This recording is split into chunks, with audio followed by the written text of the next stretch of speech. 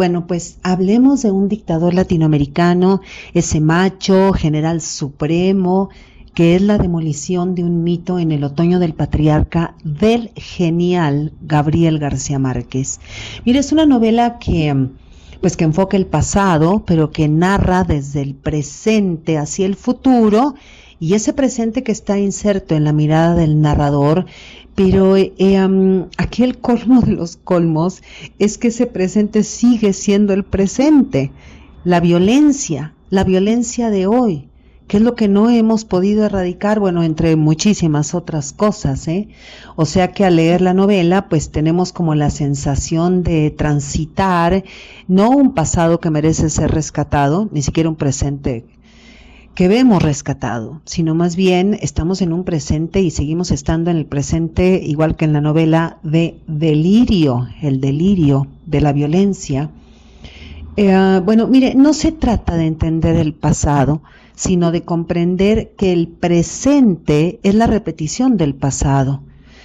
Bueno, esa condena del eterno retorno que vemos en la novela una y otra vez, y ahora lo que parece también es que el otoño del patriarca responde a la necesidad de testimonio, es decir, una novela pues creada por la historia misma de América Latina. Sabemos nuestras tierras, nuestros países sufridos y esplendorosos, pues donde aún coexiste una plaga tan horrenda como la tortura y al mismo tiempo el milagro tan humano como la solidaridad. Estas nuestras paradojas. Bueno, y además, pues es tan tremenda la carga de imaginación en los libros de historia que en muchísimos casos le creemos más a la ficción que a los supuestos testimonios históricos, sobre todo los que provienen de la prensa. Y mire que esto de falsear en el periodismo y que luego esas mismas falsedades sean llevadas a las cronologías históricas, pues es nefasto. Y García Márquez lo tenía clarísimo. Y si lo decimos es porque hay varias entrevistas donde el mismo García Márquez denuncia al mal periodismo y a las falsedades históricas porque van creando mitos y van creando leyendas, y todo esto después lo leemos como si fuera la verdad. Yo creo que le creemos más a Pedro Páramo, la magistral novela de nuestro Juan Rulfo, pues que a cualquier mequetrefe que se dice periodista, y ni para qué le cuento acerca de los que habitan aquí.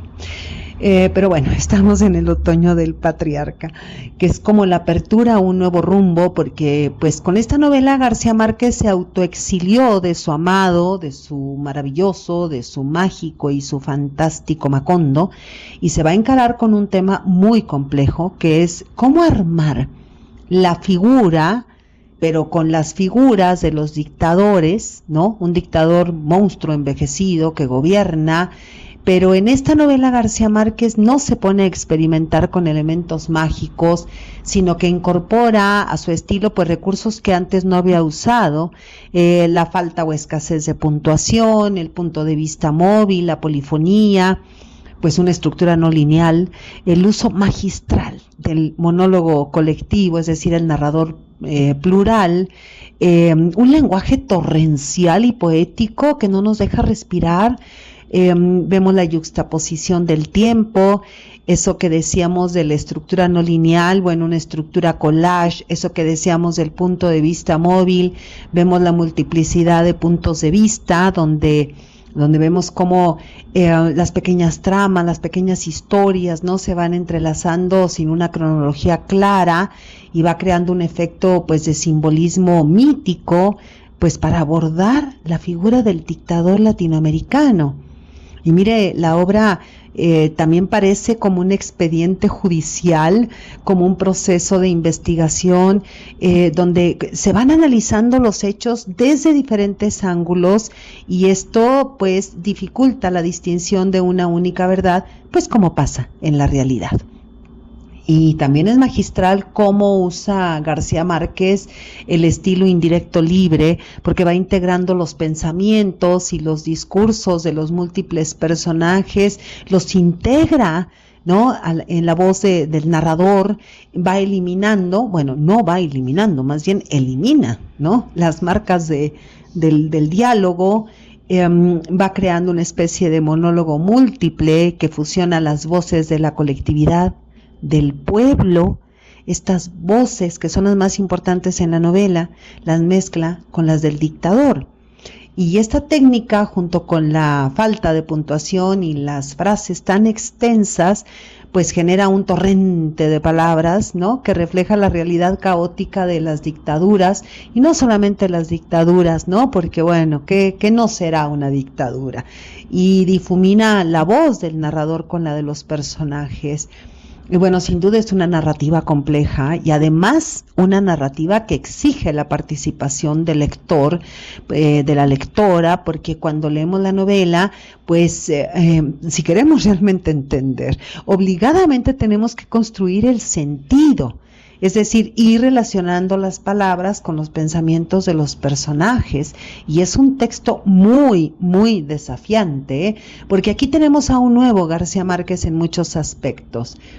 Bueno, y ahora, bueno, también por medio de entrevistas y de ese libro maravilloso titulado El olor de la guayaba, donde García Márquez conversa con Plinio Apuleyo Mendoza, pues sabemos que no le fue fácil a García Márquez publicar esta nueva novela, una nueva novela, después de la tremenda maquinaria mercadológica del boom latinoamericano.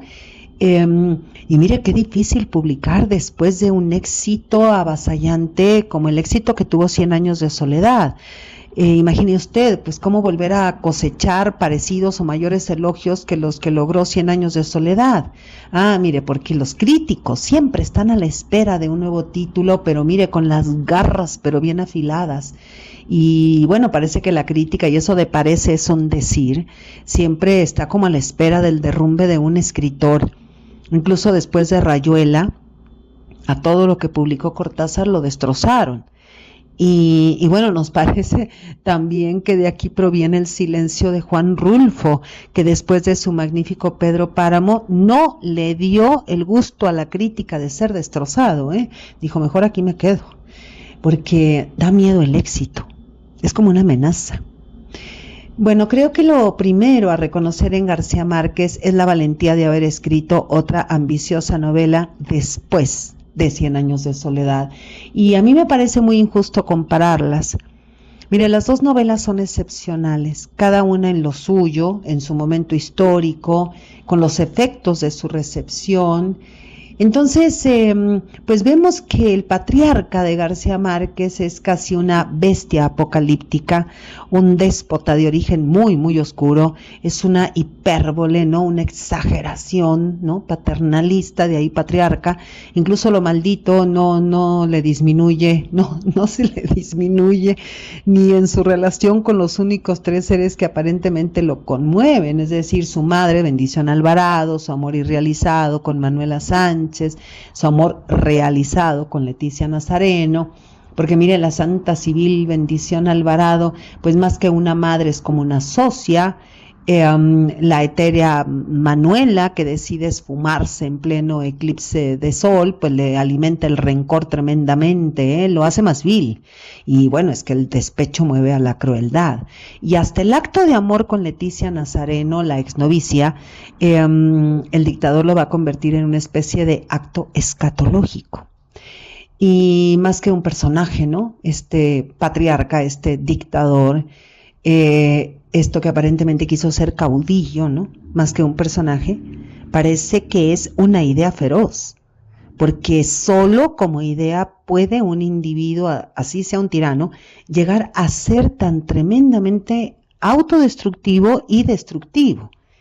Y se da entonces esta paradoja en un personaje, es un personaje verosímil en América Latina. Resulta que su imagen puede ser verosímil porque es tan cruel que da lástima.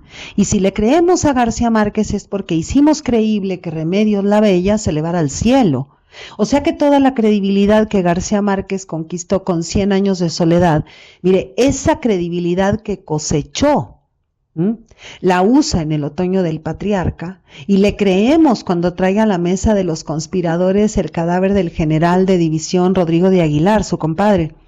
Dice en la obra, en bandeja de plata puesto cuán largo fue sobre una guarnición de coliflores y laureles, macerado en especias, dorado al horno, aderezado con el uniforme de 5 almendras de oro de las ocasiones solemnes y las presillas del valor sin límites en la manga del medio brazo, 14 libras de medallas en el pecho y una ramita de perejil en la boca, listo para ser servido en banquete de compañeros por los destazadores oficiales ante la petrificación de horror de los invitados que presenciamos sin respirar la exquisita ceremonia del descuartizamiento y el reparto, y cuando hubo en cada plato una ración igual de ministro de la defensa con relleno de piñones y hierbas de olor, él dio la orden de empezar.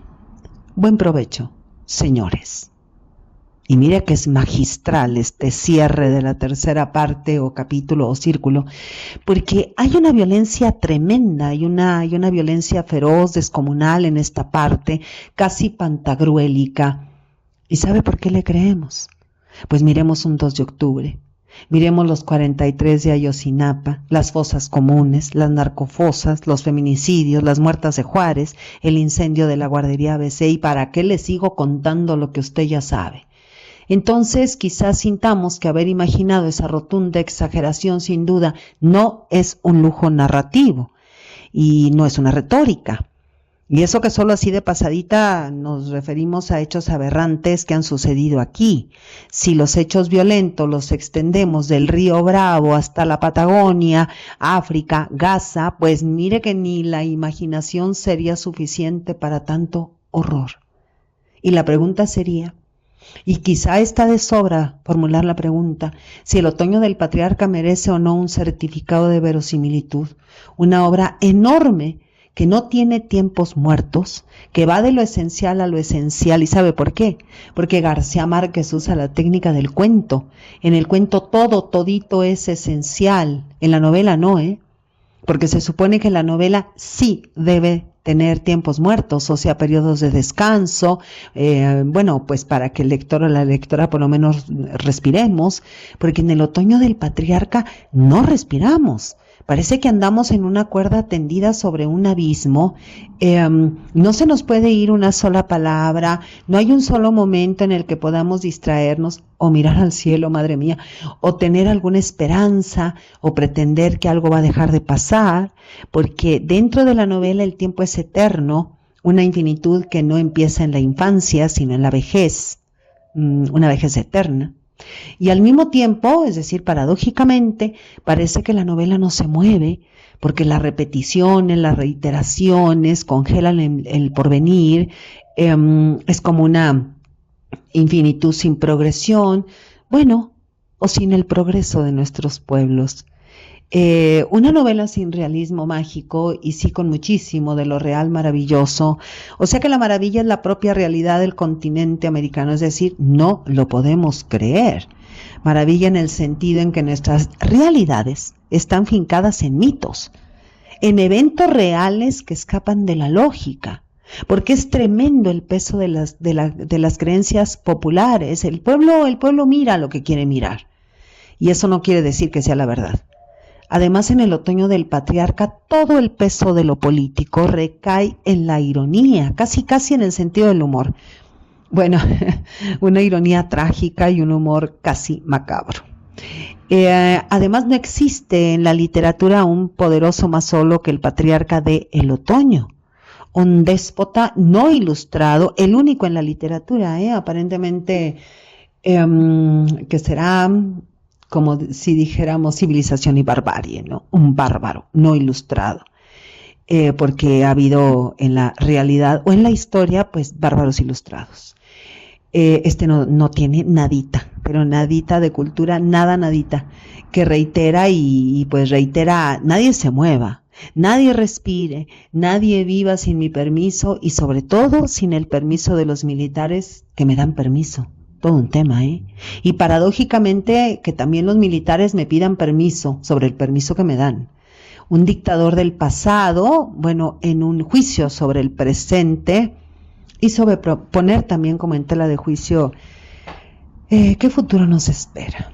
Porque la presencia del presente, el hoy, está en los pueblos, no en la figura del dictador. Lo que hay que observar en el otoño del patriarca es al pueblo, al narrador colectivo, a la mirada testigo de la comunidad, que es la que le da origen a la novela, con la que transcurre la novela, con la que finaliza la novela. Así que mire, el otoño del patriarca no es solo una visión nostálgica y delirante del dictador latinoamericano del pasado o del presente, según se mire, sino es una obra múltiple, compleja, en la que pueden leerse significaciones sociales, históricas, políticas, discursivas, estéticas. Por ejemplo, en la tercera parte, o capítulo tercero o tercer círculo, pues vemos, como ya dijimos, el rencor como manifestación de la frustración amorosa, la decrepitud del dictador, pues reflejada en los espacios, pero desde la mirada del embajador Palmerston, dice: era imposible concebir una vejez tan avanzada como la suya, ni un estado de desorden y abandono como el de aquella casa de gobierno. Por eso le digo que aquí lo importante es no solo centrar la mirada cuando estamos leyendo en el dictador, sino en cómo miran los otros al dictador y a toda esa especie de aura que son todos los espacios que donde él está, como que se van construyendo. Y hay aquí la pena, la melancolía, el coraje de haber vendido el mar. Esta parte también es esencial. ¿Qué pasó con el mar? Y también está expuesta la lealtad de Saturno Santos, el guajiro descalzo con su machete de zafra. ¿Y cómo lo veía? ¿Cómo lo veía el Saturno Santos a él, patriarca? Lo veía realmente como un patriarca. Y es tremenda la técnica usada para el cambio de voces que nos deja sin respiración, Jacinta Morales, Juan Prieto, Matilde Peralta, Lorenza López, son gente del pueblo, pues que han recibido actos de beneficencia del patriarca. Dice en la obra: creía de buen corazón, o sea, el patriarca, que es posible repartir la felicidad y sobornar a la muerte con artimañas de soldado. Pero aquí también se contrapone su lado oscuro, con Dionisio Iguarán, quien le ganó al dictador en una pelea de gallos. Esto de las peleas de gallos casi atraviesa toda la obra de García Márquez, y que supuestamente se ahorcó, pero que mejor dicho se aparentó, en apariencia, ¿no? Se ahorcó, pero a lo mejor fue ahorcado, como Toribio, ¿cómo se apellidaba? Toribio de Pedro Páramo, o se ahorcó de miedo, porque el patriarca, como dice la obra, dice: tiene sicarios solícitos que interpretaban el error como un signo deliberado de desafecto. Y esto lo vemos a lo largo y ancho de la tercera parte. Quienes rodean al dictador interpretan y actúan por su cuenta, como les da su real gana, pero de acuerdo también a su propio beneficio. Y es tan poco ilustrado el dictador que por presagio, un huevo con 2 yemas, que encontró bendición Alvarado y un mal sueño, por esto va a liquidar a senadores, a la Corte de Justicia, el aparato legislativo y judicial pues de la vieja república. Dice en la obra: ya no le hacían falta para guardar las apariencias de los orígenes de su régimen. O sea que aquí cada uno actúa según su propia interpretación. Esto es un caos. Porque impera más el mito que la verdad, porque la verdad no existe más que en la cabeza de cada quien. Y el dictador también asesinó a la escrutadora de destinos ajenos por mirar pues en su destino la muerte, y también asesinó a Poncio Daza, el esposo de Francisca Linera, quien dice: mi único recurso de salvación era dejar que él hiciera conmigo todo lo que quiso. Y todo esto porque Manuela Sánchez desapareció. Por algo aquí, pero aparece todo esto, o sea, todo el rencor, ¿sí?, que va acumulando el patriarca, el dictador, se va a centrar como el ojo, ¿no?, de un ciclón, y que el ciclón es el espejo de la traición de su compadre, el general Rodrigo de Aguilar. Esto es peor que la desaparición de Manuela Sánchez, ese simbolismo del ciclón, dice en la obra. Este desastre había ocurrido en el mundo entero solo para librarme del tormento de Manuela Sánchez, carajo, qué bárbaros son los métodos de Dios comparados con los nuestros. Pero, mire, no hay mejor forma de mostrar el poder que los desastres naturales, dice en la novela, pues ahora más que nunca el pueblo necesita su palabra de aliento. Y aparecen los hombres que tienen fiebre en los cañones, o sea, los locos que no sirven para nada, los revolucionarios contra los regímenes conservadores, los hombres de letras. Dice en la obra que los hombres de letras son peores que los políticos, peores que los curas. Y hay también un tema importantísimo: cómo su ejército lo engaña, cómo su propio ejército le pone una trampa con el asunto de los niños gritones de la lotería. El ejército entrampa al dictador para que no le quede otra salida que asesinar a más de 2,000 niños. ¿Quién ha diseñado maquiavélicamente esta trampa? ¿Quién lo está traicionando? Porque el poder no es un hombre, sino quienes lo sustentan. Dice en la obra, los propios hombres que él armaba y engrandecía para que sustentaran su régimen, acaban tarde o temprano por escupir la mano que les daba de comer.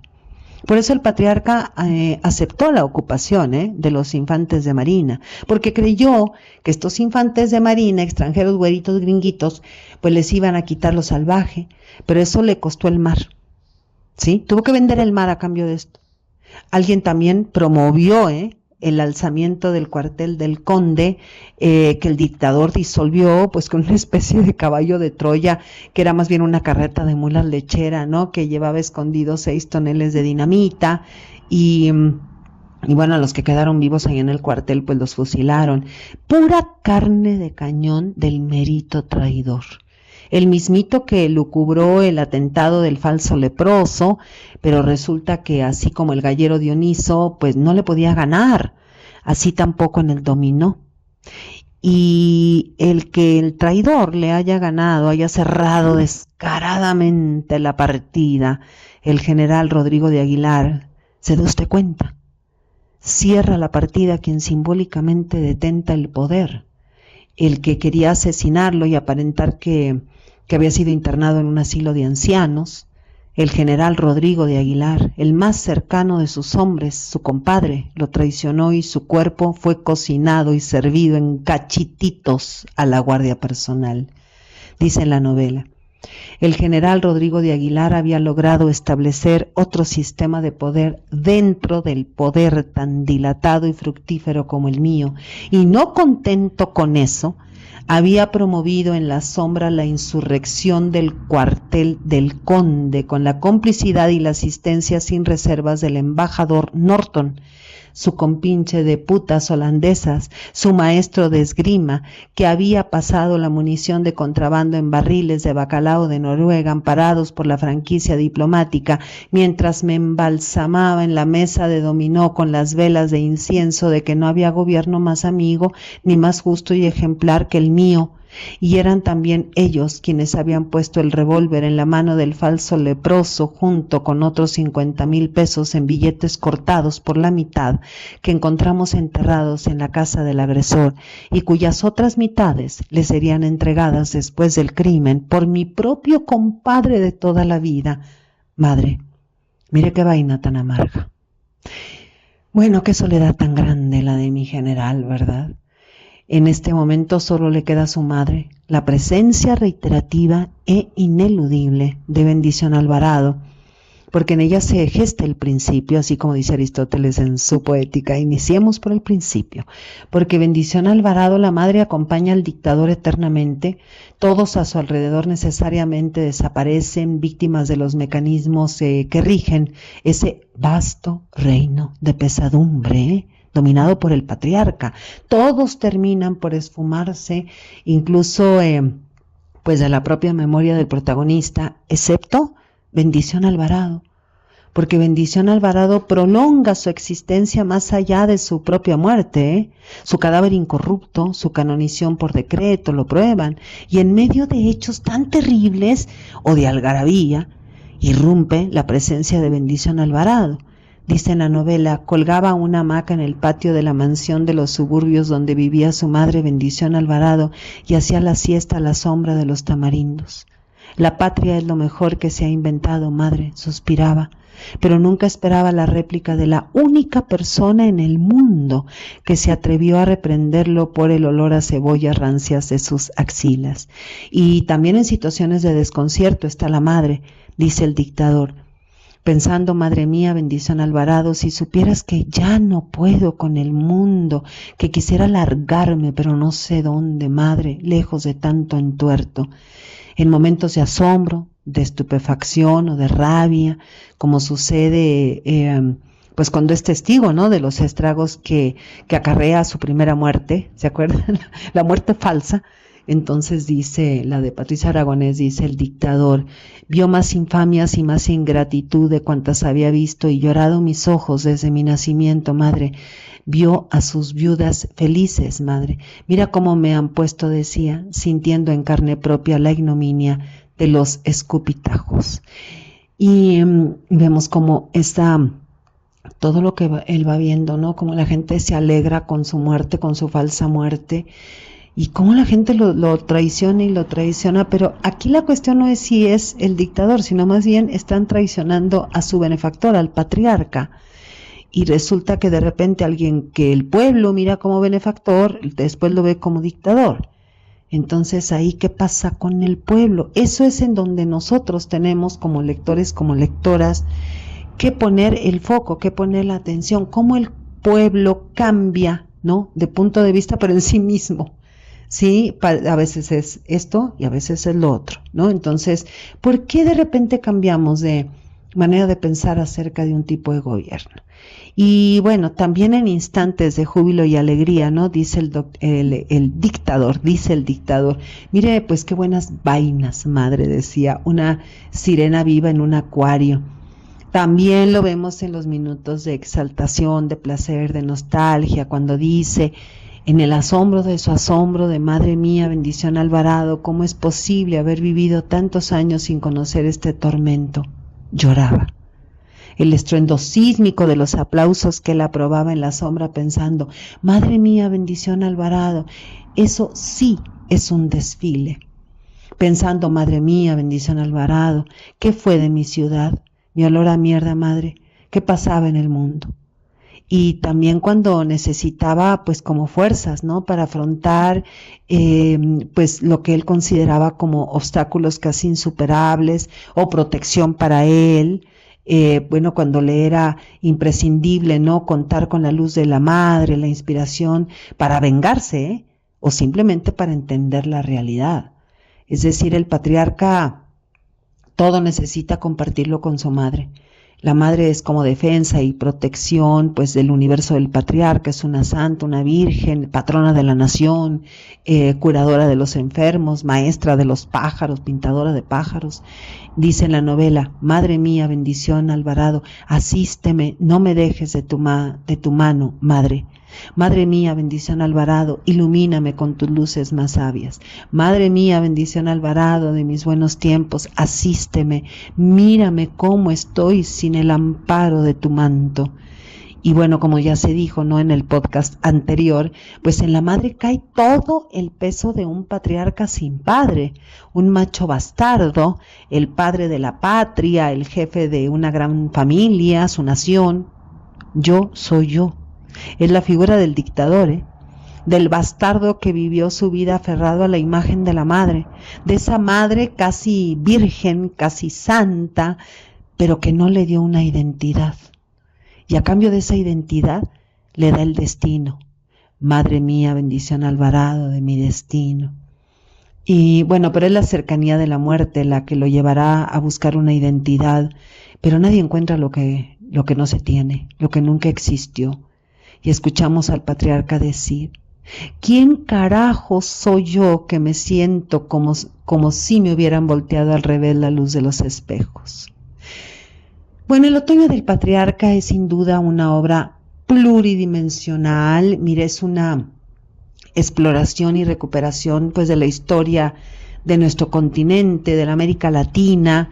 Es una novela que condensa y expande espacios y tiempos, que integra textos y contextos, una novela que reflexiona además sobre la construcción popular del mito del dictador latinoamericano, del ser latinoamericano, de nuestra historia. Soy Margarita Díaz de León, Literatura en Espiral.